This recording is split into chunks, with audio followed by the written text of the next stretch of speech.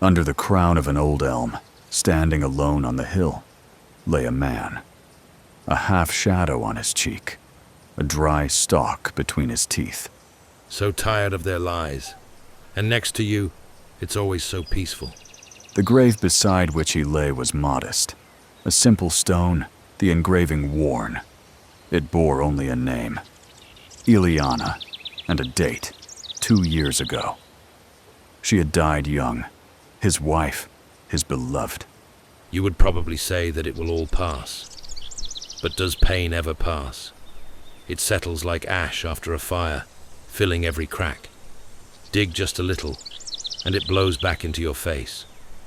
Tonight they'll gather, at the Armery estate. All of them, except the king. His seat will remain empty, like yours. Only he is to blame. You are not. He closed his eyes. It was morning. Down in the valley, the city was waking up. The city beyond the river, Dregmore, was beautiful in its age. Narrow streets, rooftops brushing against one another, wells that remembered the previous dynasty. As you walk through the city, voices can be heard. They say the Duke has already bought up half the grain in the region. And the Baroness? Heard she's been secretly corresponding with the Southerners. If it weren't for the taxes, we'd have torn them all apart long ago. Saw someone being led into the fortress last night? Hooded. King is blinded by power. They whisper he was foretold to fall. Don't believe them. They lie about everything. Even their mourning is for gain. No one shouted. Everyone was afraid. The man under the tree understood this. His name was Roland. Once, Sir Roland Draven. Knight, veteran of 3 campaigns, advisor on tax reform. But after Eliana's death, he left. Not with honors, with silence. He often came beneath the crown of this tree, sat, lay down, remained silent. That evening, in Countess Armery's estate, everything was like a ball. Candles, the scent of lavender, whispers behind fans. But no laughter, none at all. Instead of laughter, glances. Sharp, like duelists' eyes. Taxation has turned to insult. He rules no more. He plunders. He has proclaimed our ancestral lands no longer free from tribute, which means not one of our blood does he deem above the peasantry. He seeks to erase our very lineage. It is beyond comprehension. Everyone turned at the sound of footsteps. It was Roland. He did not bow. He stood firm. Why was I called here? I'm already tired of listening to hypocrites, and now I see their whole choir has gathered. Silence thickened. Only the fire crackled in the hearth. Draven, you were his advisor. You proposed the reform yourself. How can you speak of hypocrisy? He walked over to the window. Exactly. I proposed a reform, not plunder. I believed justice was possible, but you just want to return to your privileges. Not to privileges, but to order, to tradition. Traditions.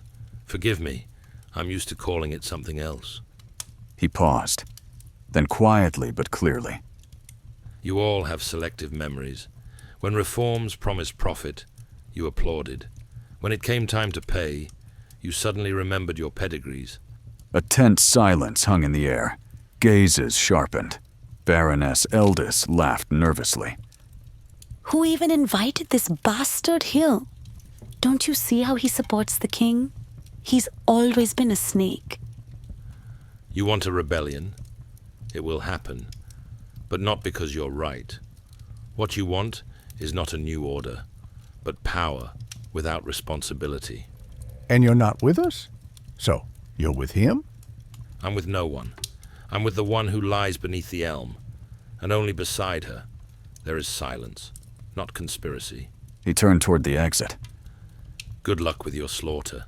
Just remember, blood isn't always the solution to problems. Sometimes it only makes them eternal.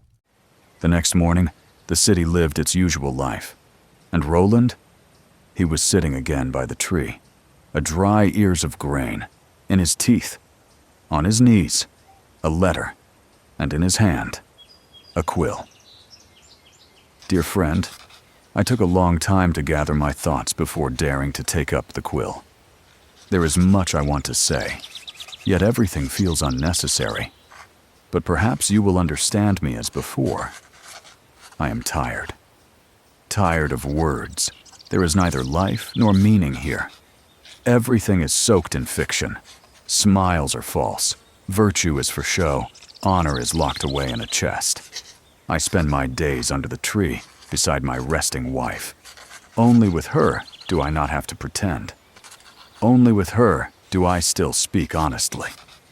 But anger is building in the city. Beneath masks of politeness, a reckoning is being prepared. The nobility grumble, the people tremble, and betrayals are whispered louder on the streets.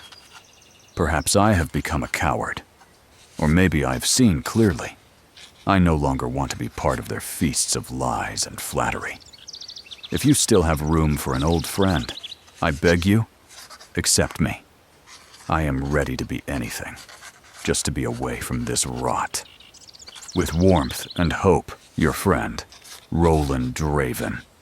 To the Selburne Estate, Windhale County. He looked at the sky, and for the first time in a long while, smiled. Folding the letter into his pocket, he headed down. Roland walked along the cobblestone street, the muted clatter of his boots echoing off the damp building facades. In his hand, he gripped a letter, carefully folded and tied with an old linen ribbon. The dusty road led down toward the winding streets of Dregmore. The post office stood at the corner by Latour Square, where once market stalls had been.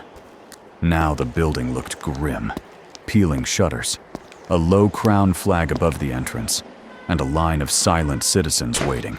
Give this to Thomas Haywood. The postman nodded, tucking the letter into his satchel. Roland lingered for a moment, breathing in the damp air, thick with the scent of smoked fish and wet stone. The city had grown over the years, but something in it had become foreign. The buildings stood taller, the faces grimmer, and the conversations more guarded. Draven was returning to his old dwelling, located on the outskirts of the merchant district. Along the way, he noticed guards stationed at the crossroads, but the crests on their backs differed. Some bore the royal sigil, others that of the powerful House of Vulcan. Merchants lowered their voices when strangers passed by. In one alley, Roland overheard two men whispering, Someone was taken again last night. Did they resist? Who resist anymore? Near Inkwell Square, where craftsmen used to gather, someone called out to him. A knight without a sword is no knight at all. Three men emerged from the yard. Their cloaks revealed that they served the Vulcans. You're Roland, the one who calls honest people hypocrites? A veteran, a soldier of the king. We need to know, when it all begins, where will you stand? Where it won't stink like shit, like from you. Roland sneered, not slowing his pace. A kick knocked him off his feet. Then came the blows, to his ribs, his stomach, his back. He didn't scream, he just gritted his teeth. You know well, rudeness within these walls is not tolerated. The guards are coming, let's get out of here. When they left, Roland stood up, clutching his side. Blood trickled beneath his lip, his fingers trembling. Roland entered the house heavily, gripping his side tightly. The old walls, the scent of smoke and dried herbs. Everything was as before. The creak of the old door echoed through the empty hallway. He slowly approached the window and froze. Under the window stood a boy of about 12, with burning eyes and a dirty but tidy face. He looked straight at Roland, as if he saw something more in him. Good evening, sir. My name is Finn. I want to become a knight like you. Roland looked at the boy, and deep in his soul felt a long-forgotten spark being awakened by those words. A knight, you say? Being a knight is not just a title, boy.